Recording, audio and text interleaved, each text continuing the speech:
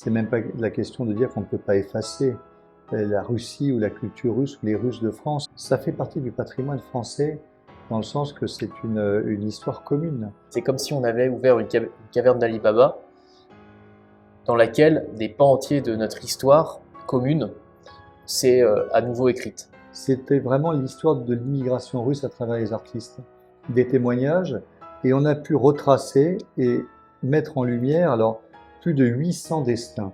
Bonjour chers spectateurs, nous filmons cette vidéo au conservatoire Serge Rachmaninov à Paris avec Arnaud et Erwan qui ont coécrit un livre sur l'histoire du conservatoire. Arnaud et Erwan, est-ce que vous pourriez présenter le livre s'il vous plaît? Alors bonjour Diana et bonjour à vos auditeurs. Avant qu'on développe le sujet du livre, qu'on a eu le plaisir de coécrire avec Erwan, on va revenir sur ce qu'est ce lieu où on est aujourd'hui. Et donc la France, et en particulier Paris, a été une ville qui a beaucoup attiré les Russes dès la fin du 19e siècle. Alors pour différentes raisons, parfois des raisons politiques. On sait qu'il y a eu des pogroms qui ont fait partir dès la fin du 19e siècle beaucoup de Juifs, notamment d'Odessa et d'autres villes, mais aussi beaucoup les artistes. Les artistes étaient très attirés par Paris, et donc on se souvient bien évidemment, dès le début du XXe siècle, des ballets russes de Diaghilev, par exemple. Donc ça date d'avant la Révolution. Je dis ça en introduction pour expliquer que les Russes étaient déjà très installés, et surtout les artistes russes, très installés à Paris, avant la Révolution. Quand est arrivée cette révolution, très naturellement, les Russes sont partis vers Paris. Un autre facteur était également important chez les aristocrates, c'est que la langue française était une langue parlée dans les milieux aristocrates. Et donc, naturellement, on est parti vers Paris. Alors, c'est difficile d'estimer le nombre de Russes qui sont venus, mais on a certains chiffres officiels dont on parle dans le livre, et aujourd'hui, on sait qu'il y a au minimum 200 000 Russes qui sont arrivés d'un coup à Paris. C'est énorme. Et donc, ces 200 000 Russes arrivent à Paris, et c'est la première fois qu'en réalité, il y a presque toutes les classes sociales qui sont présentes. Presque toutes, c'est-à-dire les aristocrates, les militaires, ceux qu'on va appeler les bourgeois. La seule classe sociale qui manque, on va dire, dans cette grande immigration, ce sont les moujiks, les paysans. Et donc, brutalement, se retrouvent à cohabiter toutes ces populations de Russie qui, en Russie, n'avaient pas l'habitude de cohabiter et de se retrouver dans un même endroit. Excusez-moi, juste une petite précision. Pour moi et pour les spectateurs, vous avez dit qu'il y a eu 200 000 Russes qui sont arrivés à Paris, oui. Sachant que de nos jours, la population de Paris s'élève à 2 millions d'habitants. Ça veut dire que c'était une énorme partie de la ville qui était les Russes. Si je peux me permettre un petit point, c'est vrai que ces chiffres ont fait l'objet de beaucoup de travaux de la part de nombreux historiens. Nous, on a essayé de synthétiser et on est arrivé à la conclusion qu'il y avait effectivement entre 200 000, comme l'a dit Arnaud, et 400 000 réfugiés russes qui sont passés en France. Certains ne sont pas restés, mais en tout cas, ils sont tous passés par la France. D'accord. Alors vous avez raison, Diana, d'insister et de dire que oui, c'est énorme. Et donc cette énorme vague, cette énorme arrivée a fait que dès les années post-révolution, donc dès les années 20, à Paris se sont ouverts des dizaines et des dizaines de lieux, des commerces, des associations et des magasins, etc. Mais aussi pour la culture, des conservatoires, puisque la musique, la danse, les arts, et donc se sont ouverts comme ça plusieurs conservatoires russes, dont celui dont on va parler, qui a ouvert en 1924, et donc qui s'appelait juste Conservatoire russe. Et au fil des années, les Russes, alors il y avait des Russes très riches, on va parler de la famille Yusupov, qui finançait beaucoup, qui étaient des mécènes, et puis beaucoup de Russes étaient aussi très pauvres, notamment ceux qui étaient les anciens militaires, donc qui travaillaient pour la plupart dans les usines. Les usines Renault notamment, du côté de Boulogne-Billancourt. Et donc Boulogne-Billancourt, que vous connaissez à l'époque, avait eu le surnom de Boulogne-Billancoursk. Voilà, tellement il y avait de Russes. Et puis, tous ces Russes qui étaient à Paris pensaient retourner en Russie. Donc c'était temporaire. Et puis, en 1927, 1928, avec réelle prise de pouvoir de Staline, ils ont compris qu'ils ne retourneraient plus. Et donc les années sont devenues plus difficiles. C'est-à-dire que d'abord les réserves d'argent se sont épuisées, et puis ces Russes ont compris qu'il fallait maintenant qu'ils s'organisent ici. Et donc on va maintenant venir au thème de notre conservatoire. Il y avait plusieurs conservatoires, et puis il fallait financer toutes ces activités-là. Alors les grands aristocrates, eux, avaient moins de moyens, et donc on s'est tourné vers des Russes qui avaient réussi à quelque part à s'intégrer et à surtout avoir une activité économique. Et donc Serge Rachmaninov était bien sûr l'un d'eux, puisque Serge Rachmaninov a assez rapidement émigré vers les États-Unis avec une carrière fantastique, mais il était également en Suisse, il gardait toujours des attaches très fortes avec la France, et donc Serge Rachmaninov a beaucoup aidé, et notamment en 1931, il a réuni un certain nombre des conservatoires, et puis d'artistes et de musiciens, en leur demandant de se fédérer et de créer un seul lieu, un seul conservatoire. Alors, c'est notre conservatoire, on va dire, qui est en réalité la réunion de ce premier conservatoire russe de 1924 et puis d'autres conservatoires. Mais la vie n'était pas si facile parce que ce conservatoire n'arrêtait pas de devoir déménager. Il vivait avec des bouts de ficelle, il vivait très difficilement, mais avec des gens qui étaient très attachés, et pour la plupart, du côté des professeurs, des gens extrêmement prestigieux. Et Erwan pourra en parler, mais parmi les premiers professeurs du conservatoire, on a Serge Prokofiev, et puis on a Glazunov, et puis on a Chaliapin, et puis on a Djerepnine, et puis des très grands noms, qui donnaient des cours à des enfants ou à des jeunes, qui souvent ces cours étaient même donnés gratuitement. Et donc Rachmaninov agit déjà pour les réunir, et puis en 1933, il trouve cette adresse. Et c'est sur son initiative qu'il installe ici, dans cet immeuble au 26 avenue de New York, le conservatoire russe. Et depuis avril 1933, le conservatoire n'a pas bougé de ce lieu. Je pense qu'Erwan va pouvoir raconter peut-être certaines anecdotes, certaines histoires liées à l'installation du conservatoire et à la présence de Rachmaninov dans ses murs. Effectivement, tu l'as dit Arnaud, Rachmaninov était vraiment aux avant-postes pour réunir tous les musiciens russes et français aussi à Paris, puisque c'était non seulement un lieu russe, mais c'était aussi un lieu du dialogue et des échanges franco-russes, ce conservatoire. Et tout s'est déroulé le 7 mai 1933. 7 mai 1933, 2 semaines après l'installation en ces murs, ici, au 26 avenue de New York, qui à l'époque était avenue de Tokyo, pour le 60e anniversaire de Rachmaninov et le 40e anniversaire de son activité artistique, on l'accueille ici en ces murs, et d'ailleurs le métropolite Euloge le bénit. Toute la communauté russe et française est là, ça déborde tellement dans la grande salle que les gens sont obligés de s'asseoir sur les escaliers. La famille de Rachmaninov aussi est présente, c'est un moment extrêmement émouvant. Alfred Cortot lit un discours, le prince Serge Volkonski, le premier directeur du conservatoire, lit un discours aussi.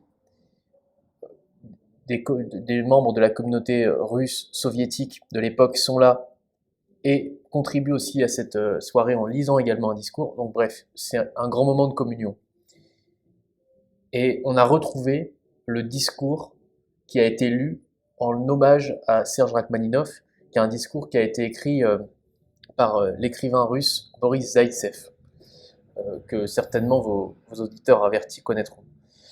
Et donc, ce qu'il faut comprendre, c'est que ce jour-là, il y a absolument tout le monde. Il y a même Ivan Bounine, qui 6 mois plus tard remportera son fameux prix Nobel, et d'ailleurs Rachmaninov lui enverra un télégramme de félicitations.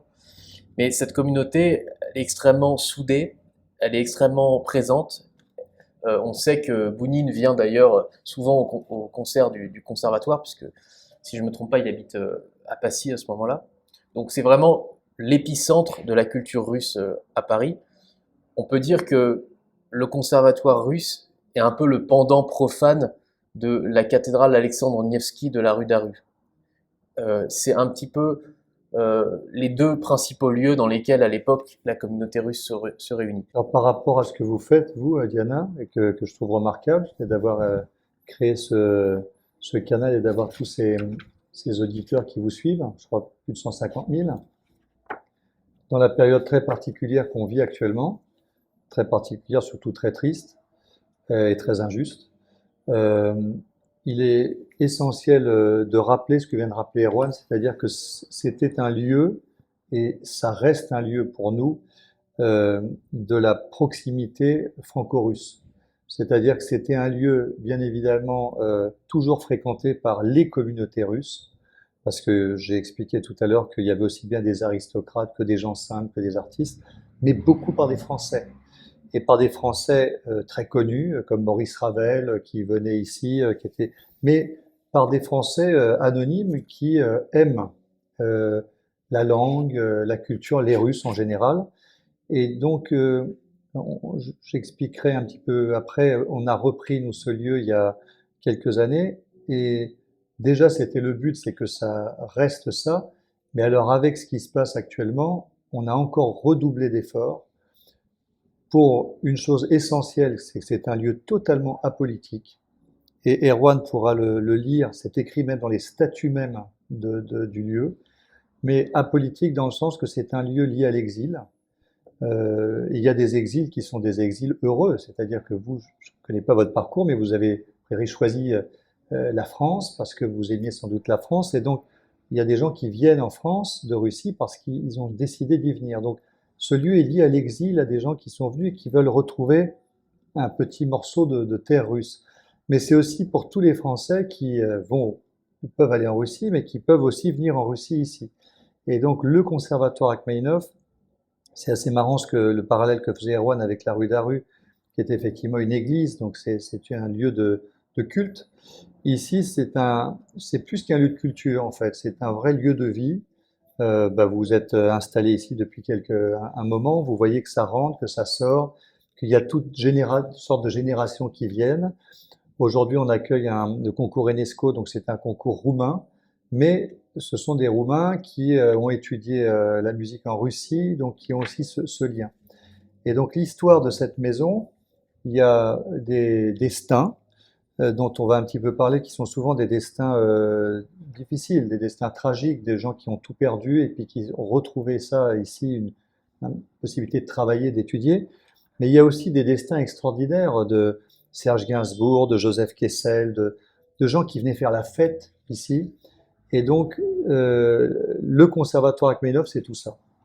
Et peut-être pour rebondir sur Joseph Kessel, tous les deux, on peut faire cette confidence, Arnaud, on est extrêmement friand des romans de Joseph Kessel, et on s'est rendu compte que derrière le Joseph Kessel écrivain, il y a aussi le Joseph Kessel de France Soir, le Joseph Kessel journaliste, et on s'est amusé à chercher dans ces articles complètement oubliés aujourd'hui, et on s'est rendu compte qu'il avait écrit sur toute la communauté russe, sur Serge Liffard. Il a écrit le premier article français sur Serge Liffard quand il est arrivé à Paris en 1924. Il a écrit un magnifique article sur Chaliapine. Il a écrit aussi sur Adrien Conus, un héros de la résistance, qui est le fils d'un des fondateurs du conservatoire, Léon Conus, dont on parle dans le livre. Et en fait, c'est vrai que Joseph Kessel, il est présent en filigrane tout au long du livre. On le retrouve à 4 ou 5 occurrences. Ça fait partie de ces personnages. Tout à l'heure, Arnaud, tu as parlé aussi du prince Félix Yusupov. On a retrouvé une lettre dans les archives du conservatoire.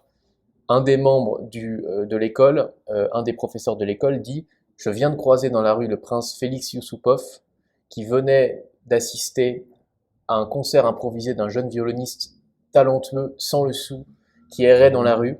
Il a été tellement, bouleversé par ce qu'il a entendu qu'il a décidé de prendre lui-même en charge les bourses d'études de cet étudiant. » Donc ça, c'est une histoire incroyable. On a retrouvé la vie de la présidente du conservatoire pendant l'occupation, puisque c'est très important de dire que vraiment l'occupation a été une période vraiment difficile pour tout le pays, mais particulièrement pour le conservatoire.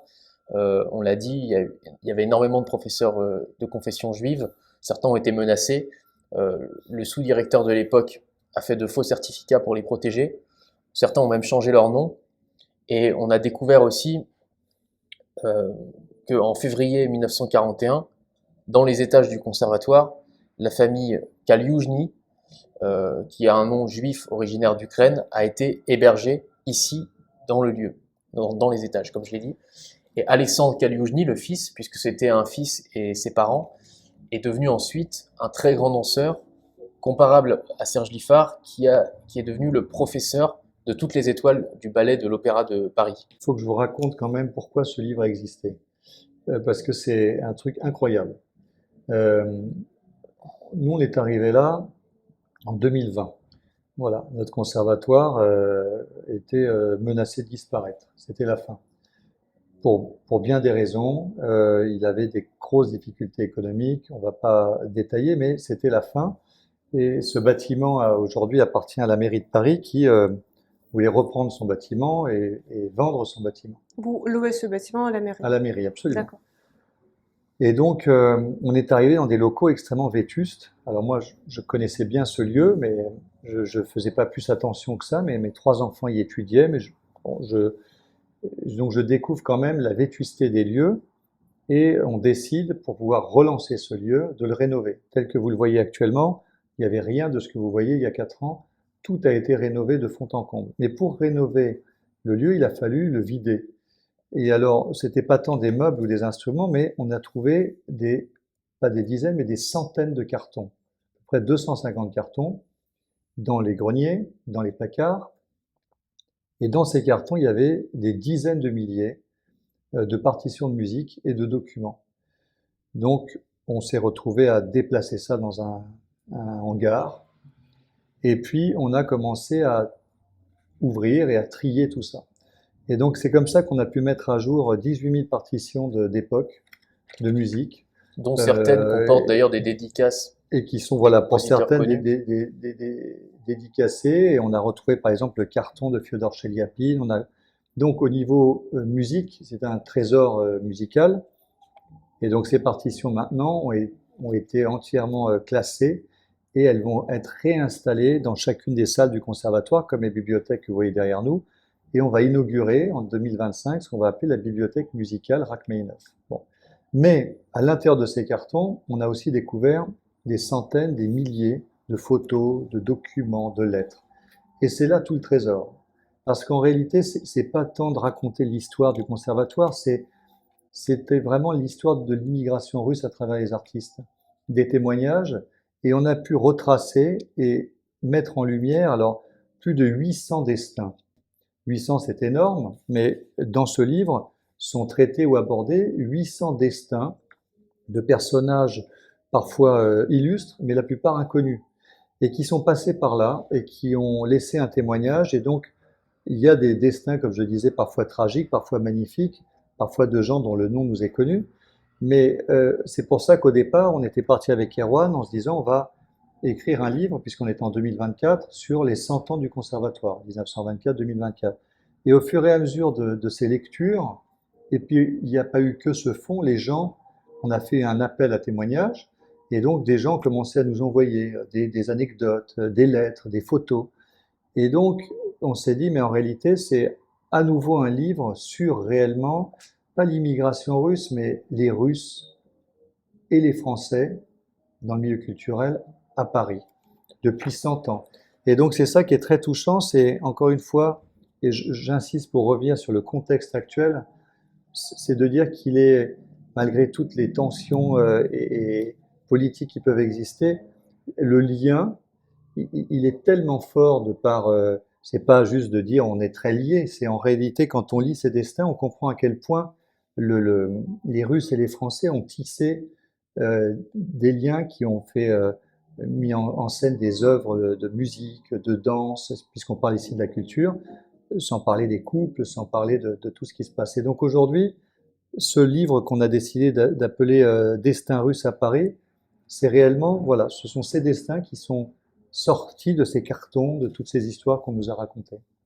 Et Arnaud a raison de souligner que bien au-delà de l'histoire d'un lieu, c'est l'histoire avec un grand H qu'on a découverte à nouveau, puisque c'est des pans entiers de l'histoire en fait qui s'écrivent au fur et à mesure que vivent ces personnages et que les personnages traversent ce lieu.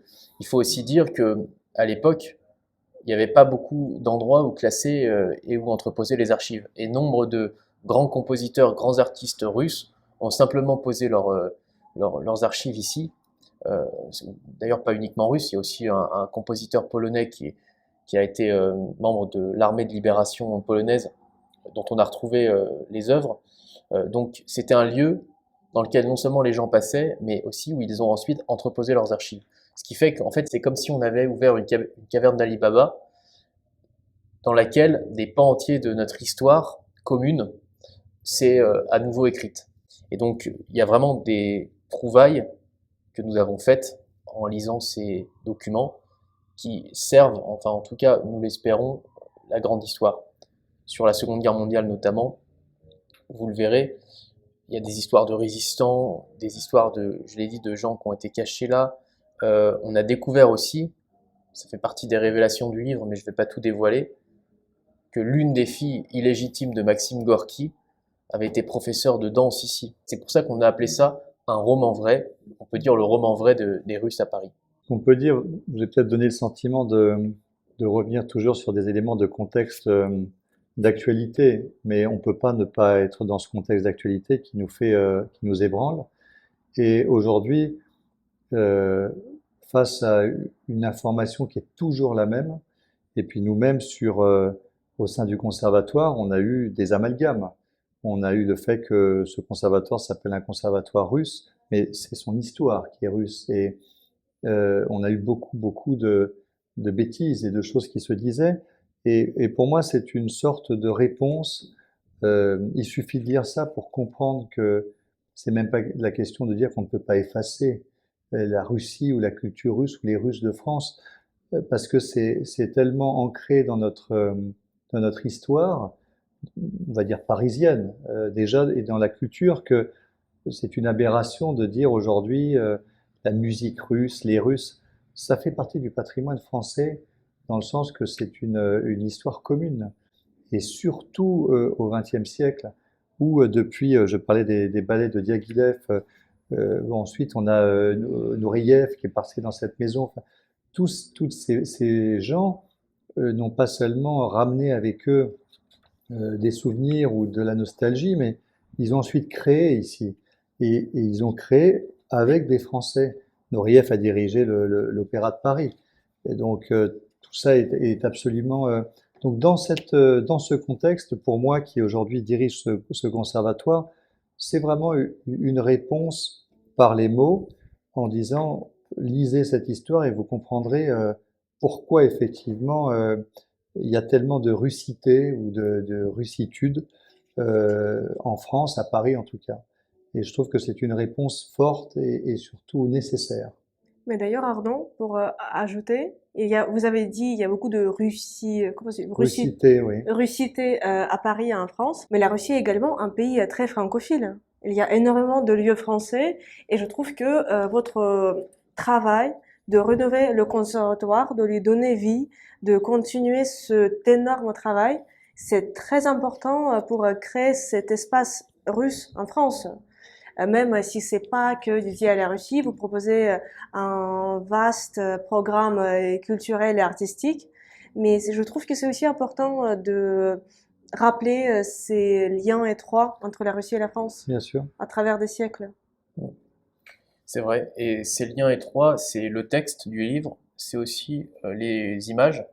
Il y a plus de 160 images inédites que nous dévoilons dans l'ouvrage, qui sont présentes dans les 3 cahiers photos au centre. Donc c'est aussi bien des photographies, des dessins, des programmes.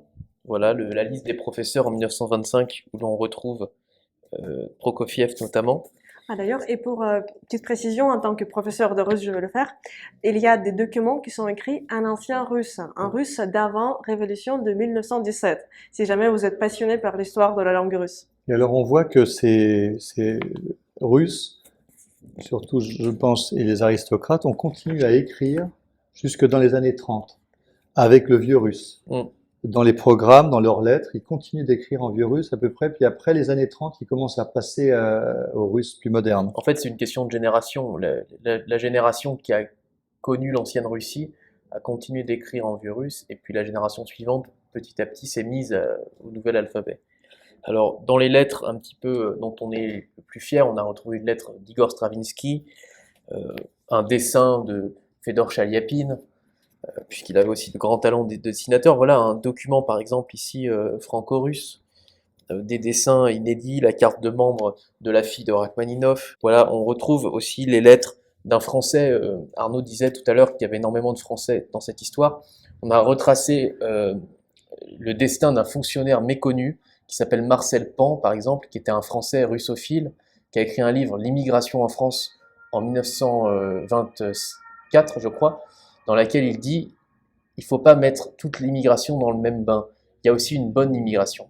Et il parle de la Russie. Tout à l'heure, je vous parlais de l'immigration des 200, 300, 400 000 Russes qui sont arrivés, qui ont ouvert des dizaines ou des centaines de lieux énormément dans Paris. Ce lieu, je pense, est le dernier lieu vivant dans le sens actif. Hein. Je ne vais pas parler d'un cimetière ou d'une église qui date de cette époque, mais c'est le dernier lieu encore issu de cette époque qui est encore actif. Et c'est pour ça qu'il faut vraiment le comprendre, le connaître, le protéger, parce que il a réussi à passer toutes ces époques très difficiles de la guerre et puis de la fin du RSS et était toujours un lieu vraiment de Français et de Russes qui se retrouvent.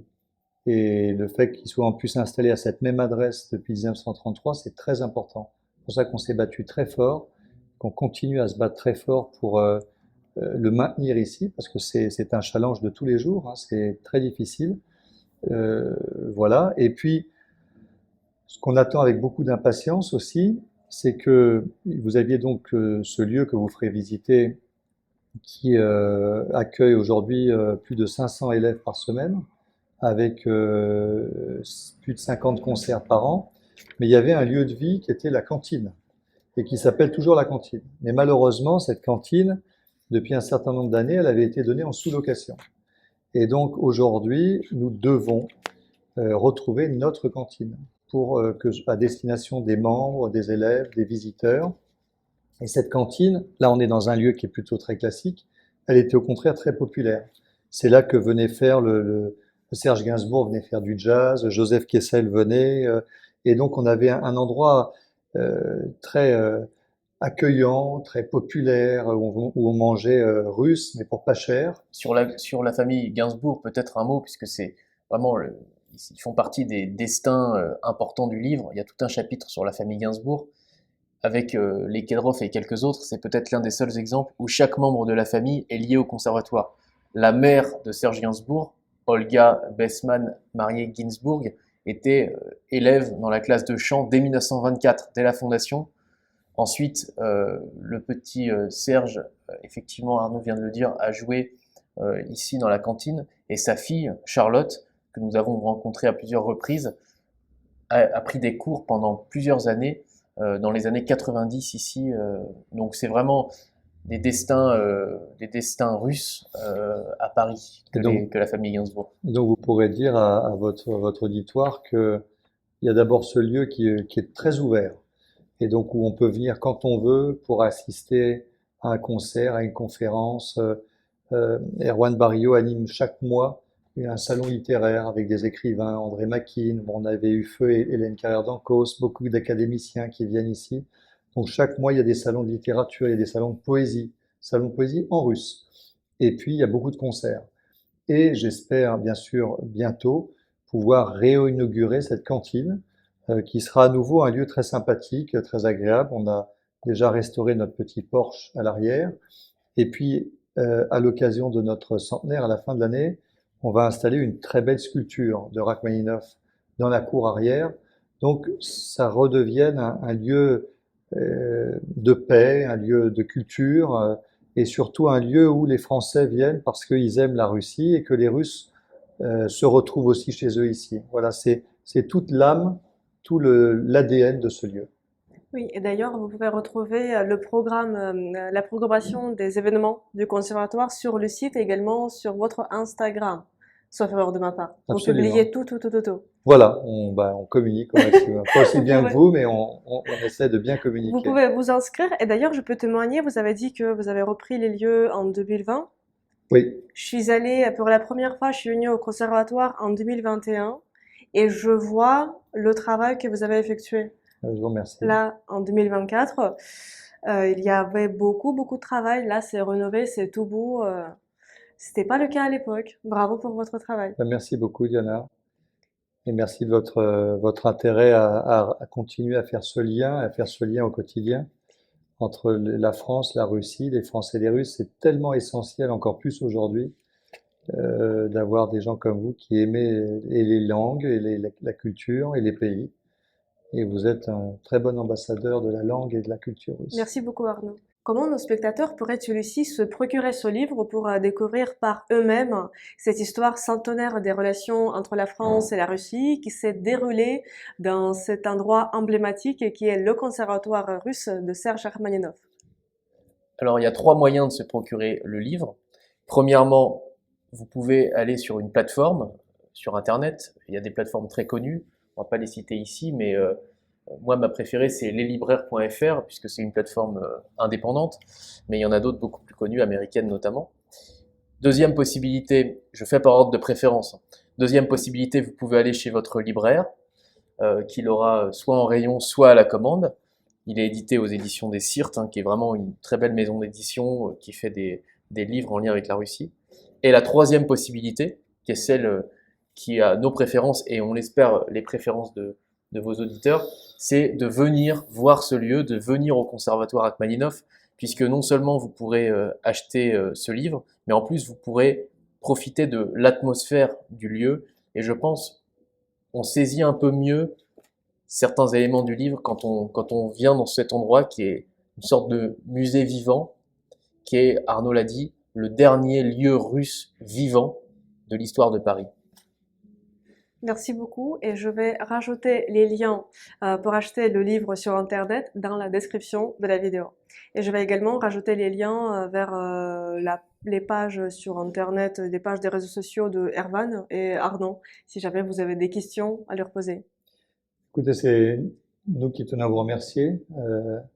Vous faites un travail remarquable et tellement important aujourd'hui de maintenir ce lien entre la France et la Russie, entre les Français et les Russes, et entre la langue et entre la culture, avec beaucoup de, de, de sympathie. Vous créez effectivement des sujets, j'ai regardé votre chaîne, et c'est très important. Voilà, vous êtes un acteur important, et quelque part, vous êtes aussi maintenant un destin russe à Paris, puisque vous avez choisi de vous installer en France et à Paris, qui participait justement à poursuivre ce mélange et cette création, ces relations franco-russes.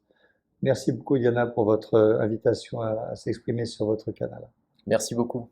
Merci à vous. Destin russe à Paris, un siècle au Conservatoire Rachmaninov, 1924-2024. Partie 2, la fondation. 1924-1931. C'est par un flou que tout commence.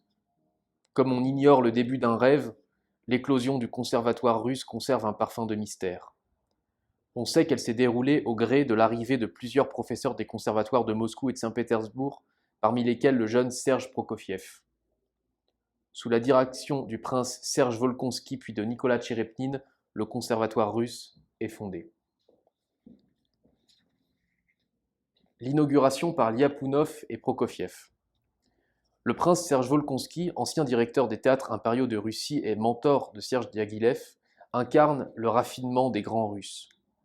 Lui qui vient de fuir Pétrograd, ravagé par la famine, garde impeccable son maintien, son costume et ses moustaches en toutes circonstances. Pour lui, l'aristocratie véritable s'atteint aussi bien par l'apparence que par l'esprit.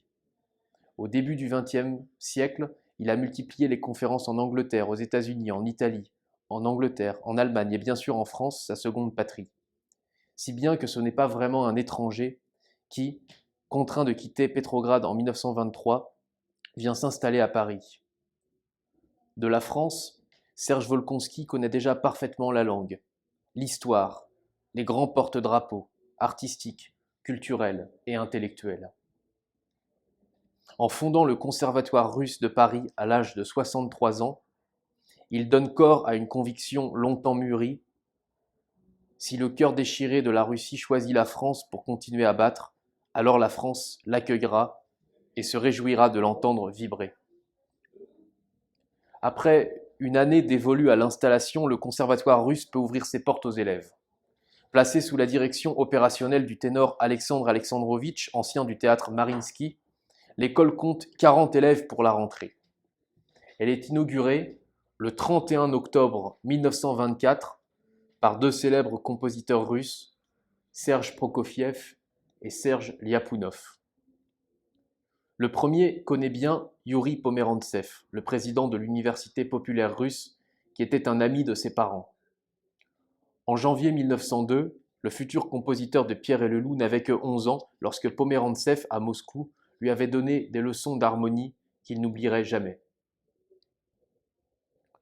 L'inauguration, quelques jours avant l'ouverture de l'école au public, marque le véritable acte de naissance du conservatoire russe. André Scheffner a 29 ans lorsqu'il assiste à ce moment fondateur. Celui qui deviendra quelques années plus tard un célèbre ethnomusicologue et l'un des principaux membres du réseau de résistance du Musée de l'Homme écrit dans le Ménestrel « Il vient de se fonder à Paris un conservatoire russe ». Étant donné l'état politique et économique de ce pays depuis 1917, la plus formidable émigration qu'ait connue notre époque moderne, l'extraordinaire diffusion depuis la guerre des idées russes à travers le monde entier, la situation depuis longtemps acquise de la musique et de l'art théâtral russe dans nos théâtres et dans nos salles de concert, nous devons presque nous étonner qu'un pareil événement ne se soit pas produit plus tôt. La salle du 22 de la rue Rochechouart est bondée. Dans un bref discours, Alexandre Alexandrovitch remercie les studios de musique Pleyel et l'Université populaire russe qui ont permis de concrétiser l'idée du Conservatoire russe de Paris. Boris de Schlosser, le beau-frère d'Alexandre Scriabine, critique à la revue musicale, directeur de la collection Jeunes Russes chez Gallimard, où il s'est rendu célèbre pour ses traductions de Tolstoï et Dostoïevski, rappelle l'histoire de l'influence mutuelle entre les artistes russes et français. Puis, il expose les deux objectifs du nouvel établissement. D'une part, proposer, avec des éléments nationaux, un enseignement musical proprement russe. D'autre part, ouvrir ce laboratoire aux Français, soucieux d'approfondir leur connaissance de la musique russe. Il y a d'ailleurs cette attitude complexe que nous retrouverons chez tout écrivain ou chez tout artiste russe, note encore André Scheffner. Désir de se fondre dans notre civilisation occidentale tout en conservant intact un prosélytisme artistique russe. Étrange combinaison de déracinement et de persistance nationale. À partir d'articles de journaux, nous avons pu reconstituer le programme musical de l'inauguration du Conservatoire russe. Premièrement, ouverture de Rouslan et Ludmila de Glinka, arrangée pour deux pianos, interprétés par Serge Lyapunov et Serge Prokofiev. Deuxièmement, Air et romance de Rimsky-Korsakov, interprété par Sophie Gladky-Kedrov, soliste du théâtre Mariinsky de Saint-Pétersbourg. Martha et Donna Sabourova dans La fiancée du tsar, Olga dans La Skovitaine, Vera dans La noble Vera Sheloga. Troisièmement, fantaisie sur des thèmes russes de Rimsky-Korsakov, interprété par le violoniste Alexandre Mogilevski, professeur au Conservatoire de Moscou.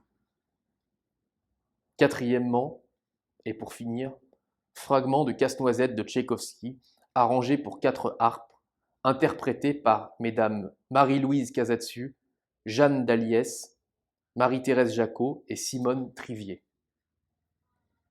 Dans son compte-rendu de l'événement, le journal russe Les Dernières Nouvelles salue l'art caractéristique de la soprano Sophie Gladky-Kedrov, relève les longs applaudissements suscités par Alexandre Mogilevski et note que la harpiste à la tête du quatuor, la française Marie-Louise Casatsu, mère de la future comédienne Gisèle Casatsu, a été très chaleureusement applaudie par le public. Mais c'est incontestablement l'interprétation des deux grands compositeurs, l'un en devenir, l'autre arrivé au terme de sa carrière qui émeut le plus. La performance conjointe de deux représentants aux antipodes de la musique russe moderne a apporté un plaisir incontestable à tous les mélomanes, écrit encore le critique russe. Son homologue français, André Scheffner, abonde. Et ce ne fut pas l'un des moindres intérêts de cette séance que d'assister à une interprétation par Liapunov et Prokofiev de l'ouverture limpide de Rouslan et Ludmila. La référence est transparente. Il s'agit de rejouer l'œuvre que Nikolai Rubinstein et Piotr Tchaïkovski avaient interprétée ensemble en 1866 lors de la séance solennelle de l'inauguration du Conservatoire de Moscou. Dans son journal, Serge Prokofiev raconte: Liapunov a réarrangé l'ouverture de Rouslan et Ludmila pour 2 pianos. Le matin, nous avons répété avec lui, puis la représentation a commencé. Liapunov au premier piano, moi au second. Lorsque le public a applaudi, je l'ai laissé s'avancer pour s'incliner en tant qu'auteur. Le vieil homme rayonnait, comme s'il avait lui-même composé Rouslan et Ludmila. Le vieil homme s'éteint 8 jours après, frappé par un infarctus. Au moment de partir pour son dernier exil, Liapunov garde-t-il en mémoire cette soirée, les applaudissements, son ultime moment de gloire, ou bien s'en moque-t-il au contraire? Sans doute l'ancien professeur du conservatoire de Saint-Pétersbourg considère-t-il que le plus important est ailleurs. Liapunov a passé le relais, il est parti, mais le conservatoire russe est fondé. Les élèves sont invités à rejoindre le nouvel établissement pour préparer les concours de l'École nationale supérieure de Paris, lit-on dans un article de la revue Pleyel daté de septembre 1924. L'annonce est publiée dans ce célèbre journal musical car c'est dans la salle de musique du même nom, bâtie en 1838 par Camille Pleyel, que les professeurs russes ont élu domicile, dans le quartier des musiciens, au cœur du 9e arrondissement. Serge Prokofiev y donne au moins 3 concerts et devient professeur à la condition de ne prendre qu'un seul élève de 3e année. Le lustre des salons de musique Pleyel, très en vue au XIXe siècle et au début du XXe, s'est terni depuis l'époque où Saint-Saëns et Debussy s'y produisaient. D'abord, l'affluence y est devenue trop importante, et cette auberge espagnole de la musique à Paris n'est pas le havre que les musiciens russes espéraient. Ensuite, la salle ne bénéficie ni de l'espace ni des qualités acoustiques requises pour accueillir de grands orchestres. Dans son journal, Serge Prokofiev évoque au sujet du 3e concert qu'il y donne, le 1er mars 1925, un succès colossal dans une petite salle bondée. Il est temps de pousser les murs. D'autant que le directeur opérationnel, le ténor Alexandre Alexandrovitch, suscite des tensions parmi les professeurs. On songe à lui trouver un remplaçant plus consensuel. Le nom de Serge Prokofiev est évoqué, mais ce dernier décline, suggérant à la place celui de Nicolas Tcherepnine, son ancien professeur de direction d'orchestre au Conservatoire de Saint-Pétersbourg. Merci beaucoup. Ce livre est donc disponible dans 3 points de vente, sur Internet, en librairie et ici, au Conservatoire Rachmaninov, Destin russe à Paris, un siècle au Conservatoire Rachmaninov. Je vous remercie.